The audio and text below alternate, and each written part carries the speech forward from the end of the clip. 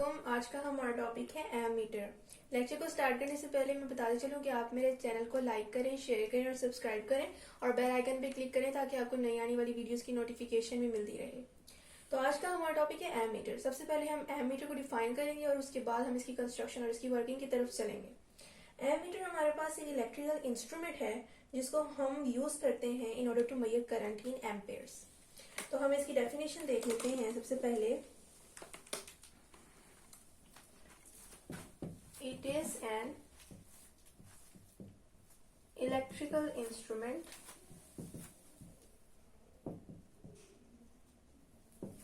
which is used to measure current in amperes.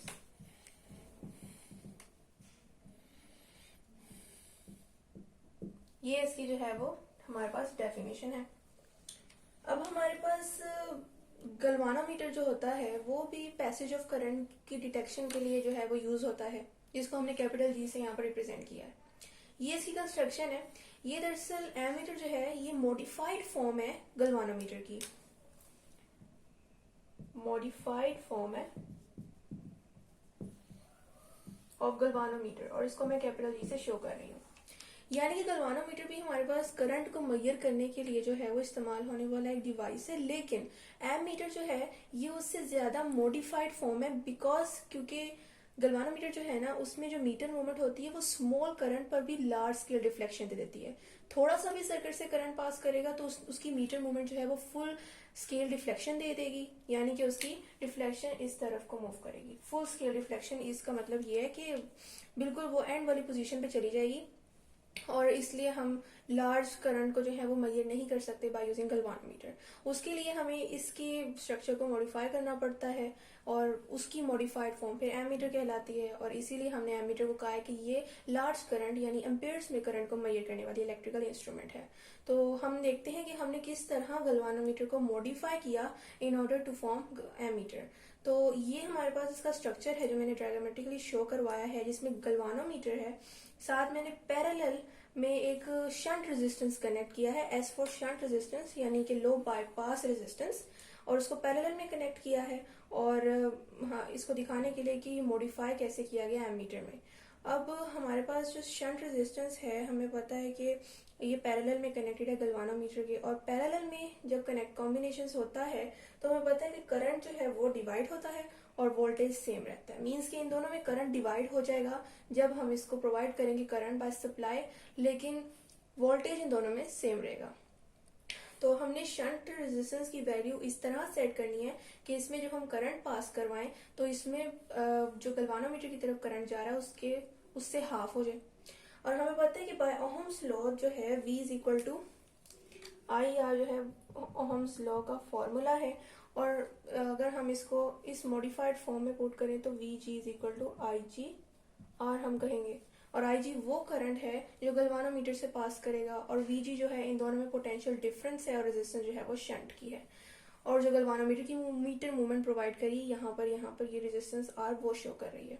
तो जब हम करंट प्रोवाइड करेंगे रेजिस्टेंस आर जी जो है वो गलवानोमीटर की मीटर मूवमेंट प्रोवाइड कर रही है, तो करंट आई जी इधर पास करेगा, और जो यहाँ पर करंट पास करेगा जो मेन सप्लाई से आ रहा है तो वो होगा आई माइनस आई जी, यानी कि गलवानोमीटर की तरफ जो करंट जा रहा है उसका माइनस हमारे पास जो है वो शंट रेजिस्टेंस के पास आ रहा है। क्योंकि शंट रेजिस्टेंस की हमने वैल्यू ऐसे सेट की है जो कि करंट को जो है वो गलवानोमीटर की तरफ ज्यादा मूव करवा रही है और खुद जो है वो अपनी तरफ उसका हाफ ला रही है। तो अब हमें पता है कि पैरेलल कॉम्बिनेशन में हमारे पास जो है वो हमेशा करंट डिवाइड होता है और वोल्टेज सेम रहता है। तो वोल्टेज सेम रहता है उसके मुताबिक फिर हम शंट रेजिस्टेंस की वैल्यू निकाल लेते हैं।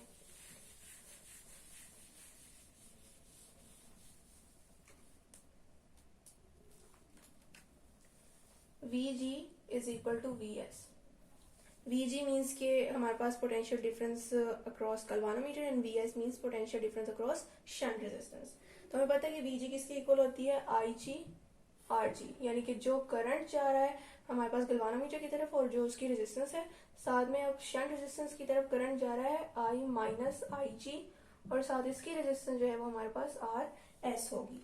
और अब हमने आर एस की वैल्यू जब उसको सब्स्टिट्यूट करना है तो हमारे पास आर एस की वैल्यू आ जाएगी आई जी ओवर आई माइनस आई जी, साथ हमारे पास आएगा आर जी। ये हमारे पास शंट रेजिस्टेंस की वैल्यू आ गई। हमने किस तरह निकाली? बाय द फैक्ट कि हमारे पास पैरेलल कॉम्बिनेशन में वोल्टेज सेम रहता है जबकि करंट डिवाइड होता है। लास्ट हमारे पास पॉइंट ये है कि हमारे पास जो एमीटर की जो रेजिस्टेंस होती है, जब हम इसको इस पूरे ये पूरा एक एमीटर है ना, मॉडिफाइड गैल्वानोमीटर को हम एमीटर कहते हैं। जब इस पूरे स्ट्रक्चर को मींस के एमीटर को एज अ डिवाइस हम जब किसी सर्किट के साथ कनेक्ट करते हैं in order to measure the large value of current, तो हम उस सर्किट के साथ जिसमें हमने करंट की वैल्यू को मेजर करना है हमेशा सीरीज में कनेक्ट करेंगे। सीरीज में कनेक्ट करेंगे और इसकी रेजिस्टेंस को हमेशा लो रखेंगे जब भी हमने किसी सर्किट के साथ एमीटर को कनेक्ट करवाना है।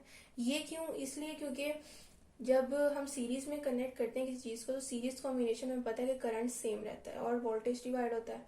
तो करंट सेम रहता है तो करंट को ज्यादा पास होने के लिए जो अलाउंस देनी है वो एमीटर ने देनी है। तो इसकी रेजिस्टेंस अगर स्मॉल होगी, लो होगी, तब ही ये ज्यादा करंट को पास होने में जो है वो हेल्पफुल रहेगा। वरना रेजिस्टेंस अगर इसकी ज्यादा हो तो सही हमारे पास करंट मेजर नहीं हो पाएगा सर्किट में, क्योंकि ये रेजिस्टेंस कॉज करेगा against the flow of current, जिसकी वजह से हमेशा जब भी इसको किसी सर्किट में कनेक्ट किया जाता है तो इसकी रेजिस्टेंस को हमेशा लो रखा जाता है और हमेशा सीरीज में कनेक्ट किया जाता है। अक्सर जो कंफ्यूजन वाली बात वो ये है कि हम जब इसकी मॉडिफाइंग कर रहे होते हैं फ्रॉम गैल्वानोमीटर तो हमेशा हम शंट रेजिस्टेंस को पैरेलल में लगाते हैं, ये बात। और दूसरी बात की, लेकिन जब हम इसकी मॉडिफाइंग कर लेते हैं तब हम इसको जब सर्किट में लगाते हैं तो तब हम इसको सीरीज में लगाते हैं। मीन्स कि इसके स्ट्रक्चर में जो हम इसको मॉडिफाई करने के लिए यूज करते हैं वहां हम पैरेलल कॉम्बिनेशन इस्तेमाल करते हैं, लेकिन जब हम इसको मॉडिफाई कर लेते हैं और किसी पर्टिकुलर सर्किट में वैल्यू ऑफ करंट मेजर करने के लिए कनेक्ट करते हैं तो हम उसको सीरीज में करते हैं। और क्यों करते हैं?